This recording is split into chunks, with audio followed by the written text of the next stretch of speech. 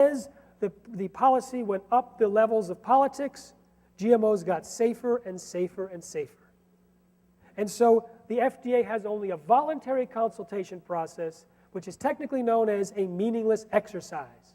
And at the end of the day, they issue a letter which says, it is our understanding that Monsanto has concluded that the products are not materially different, and reminds them that it's Monsanto's responsibility to ensure that the foods marketed by the firm are safe. The FDA does not approve GMOs. They'll take whatever you give them, they'll write you a letter and say, you believe your foods are safe.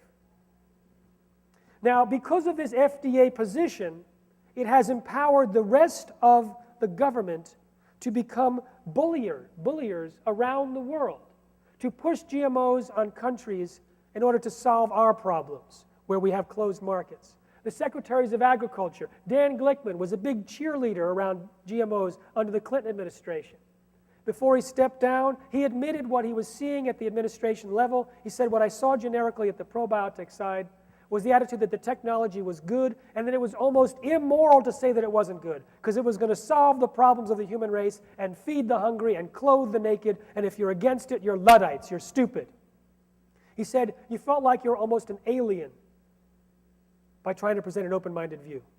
He said this attitude was written into his speeches when he finally ad-libbed and raised questions. He said he was slapped around both by people in the Clinton administration and industry, and feared he would lose his job. Ann Veneman was on the board of Calgene, owned by Monsanto. When Zambia refused genetically modified food aid, and the Minister of Agriculture, who I met, he described the story to me, he went to shake Ann Veneman's hand, and Ann learned he was from Zambia. She turned away and said, backward country, and stormed off. Tom Vilsack, the current Secretary of Agriculture, gave an award to Monsanto in 2000 when he was the Iowa governor, and in 2001 became the Biotech Governor of the Year, which gives you an idea of where he stands on the issue. USAID, which gives the food around the world.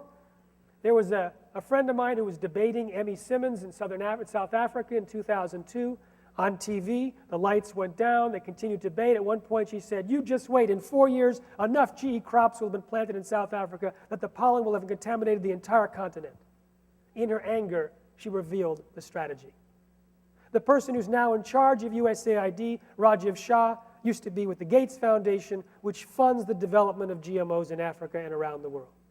Jose Fernandez, in May of this year at the Biotech Industry Organization conference, announced that the State Department is now going to aggressively confront critics of biotechnology.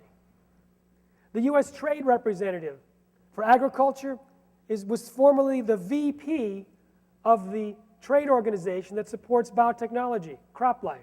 And he's the one that goes around and negotiates with other countries with regards to agriculture. And this, you can see as you go around the world, the influence of Monsanto and the U.S. government completely changing the landscape. If we can implode the support here and stop the bullying and have other countries see what we've done here, I think we can create a worldwide revolution. Now, don't think in terms of GMOs that you have to travel 170 days a year to get involved. You can just have a few hours a week, or a few minutes a week. Just post stuff on your Facebook, send stuff to your email list, share it with your grocer, your healthcare practitioner, your favorite restaurant.